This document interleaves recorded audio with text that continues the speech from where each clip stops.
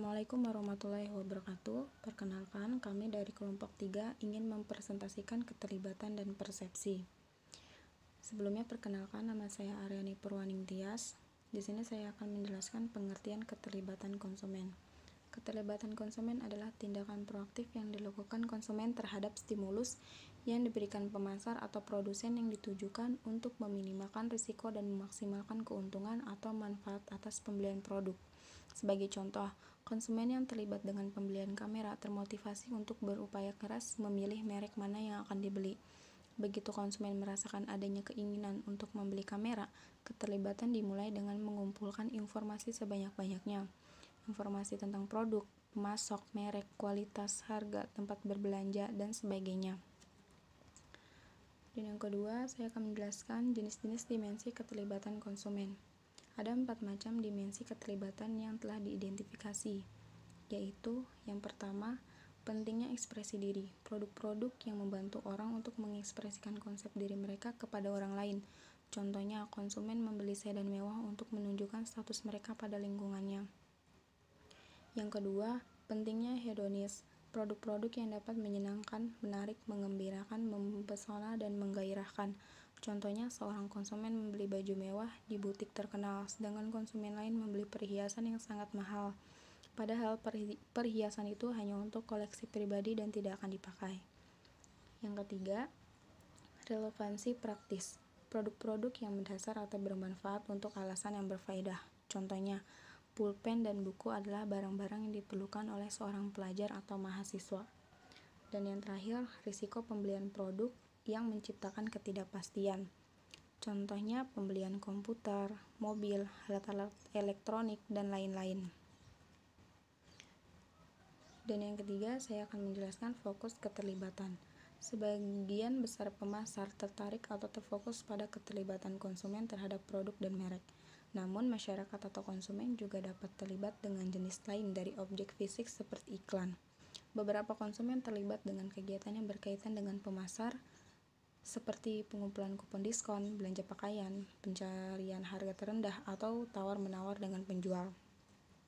Itu adalah penting bahwa pemasar dengan jelas mengidentifikasi fokus keterlibatan konsumen. Pemasar perlu mengetahui dengan cepat apa yang disebut sebagai relevan secara pribadi oleh konsumen, produk atau merek, objek, perilaku, kejadian, situasi, lingkungan, atau beberapa bahkan semua hal di atas. Sebagian besar pemasar tertarik pada keterlibatan konsumen dengan produk dan merek. Keterlibatan akan dirasakan penting oleh konsumen jika mereka menilai kesalahan ketika melakukan pembelian produk yang menimbulkan kerugian besar. Dan yang keempat, saya akan menjelaskan makna keterlibatan bagi konsumen. Tingkatan keterlibatan konsumen dalam proses pengambilan keputusan ditentukan oleh jenis pengetahuan arti akhir yang diaktifkan pada suatu situasi. Tingkat keterlibatan relevansi pribadi konsumen tergantung pada dua aspek rantai arti akhir yang diaktifkan, yaitu pertama, pentingnya atau relevansi produk bagi konsumen, dan yang kedua, kekuatan hubungan antara tingkatan pengetahuan produk dan tingkatan pengetahuan pribadi. Sekian dari saya. Yang selanjutnya akan dijelaskan oleh teman saya. Assalamualaikum warahmatullahi wabarakatuh. Perkenalkan, nama saya Aliza Nurfadila. Di sini saya akan menjelaskan yang kelima, faktor-faktor yang mempengaruhi keterlibatan serta dampaknya. Faktor terpenting yang mempengaruhi tingkat keterlibatan konsumen adalah yang pertama, jenis produk yang menjadi pertimbangan, yang kedua, karakteristik komunikasi yang diterima konsumen, yang ketiga, karakteristik situasi di mana konsumen beroperasi, dan yang keempat, kepribadian konsumen. Sebagai contoh, umumnya keterlibatan konsumen meningkat apabila produk atau jasa yang dipertimbangkan lebih mahal, diterima secara sosial, dan memiliki risiko pembelian. Contoh produknya adalah seperti rumah, mobil, sepeda motor, dan alat-alat elektronik. Yang keenam, beberapa faktor antisiden dari keterlibatan. Ada 3 faktor antisiden dari keterlibatan, yaitu yang pertama, faktor pribadi. Tanpa adanya pengaktifan kebutuhan dan dorongan, tidak akan ada keterlibatan. Yang kedua, faktor produk. Produk atau merek juga menimbulkan keterlibatan apabila ada semacam risiko yang dirasakan dalam suatu pembelian dan pemakaian. Yang ketiga, faktor situasi. Keterlibatan situasi bersifat operasional atas dasar temporer dan akan memudar segera setelah hasil pembelian terpecahkan. Lalu yang ketujuh, bentuk, keterlibatan, dan hasil. Bagian ini memperlihatkan bentuk-bentuk yang dapat diambil oleh keterlibatan dan cara keterlibatan itu diekspresikan dalam perilaku konsumen pertama. Yang pertama, loyalitas merek atau brand loyalty. Yang kedua, ekuitas merek. Loyalitas merek atau brand loyalty. Pada loyalitas merek, tidak ada lagi merek yang dipertimbangkan untuk diberi selain merek produk yang sering dibeli. Menurut Conlist 2009, ada 4 hal yang menunjukkan kecenderungan konsumen yang loyal, yaitu yang pertama, konsumen yang loyal terhadap merek cenderung lebih percaya diri terhadap pilihannya. Yang kedua, konsumen yang loyal lebih mungkin merasakan tingkat resiko yang lebih tinggi dalam pembeliannya. Yang ketiga, konsumen yang loyal terhadap merek juga lebih mungkin loyal terhadap stok. Yang keempat, kelompok konsumen yang minoritas cenderung lebih loyal terhadap merek.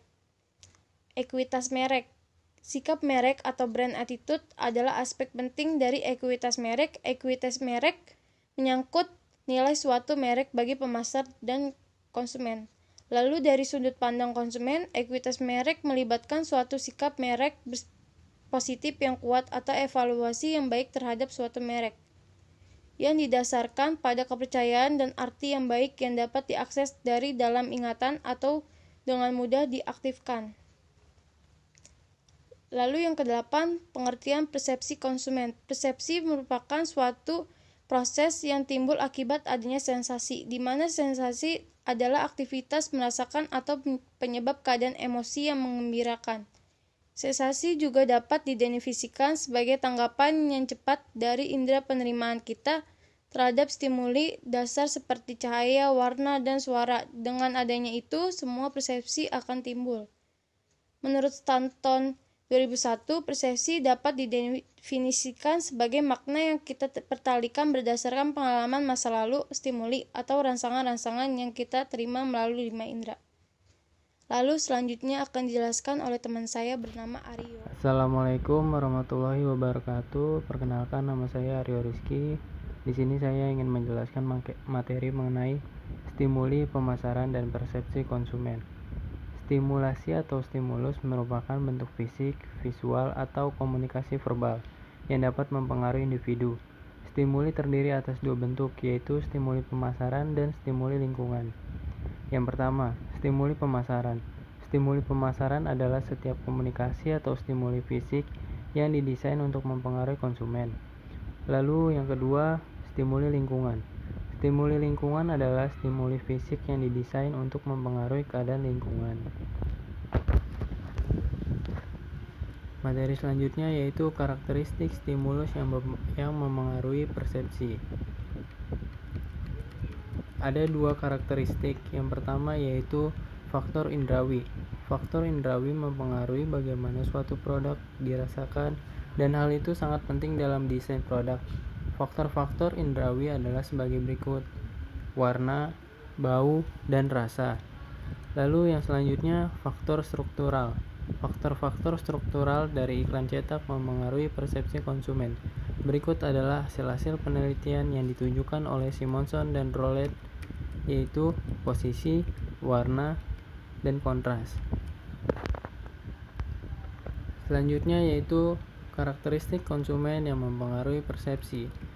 Ada 5 karakteristik, yaitu yang pertama, pembedaan stimulus, lalu yang kedua, tingkat ambang batas, persepsi bawah sadar, tingkat adaptasi, dan yang terakhir, generalisasi stimulus.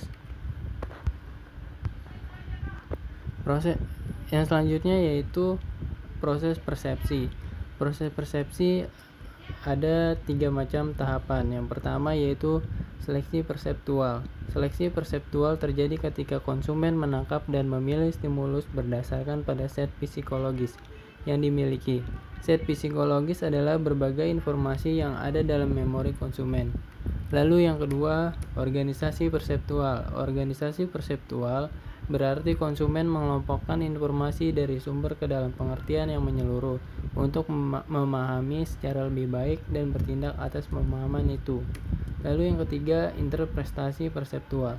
Proses terakhir dari persepsi adalah pemberian interpretasi atas stimuli yang diterima konsumen. Sekian materi dari kelompok 3. Mohon maaf jika ada salah kata. Sekian, terima kasih. Wassalamualaikum warahmatullahi wabarakatuh.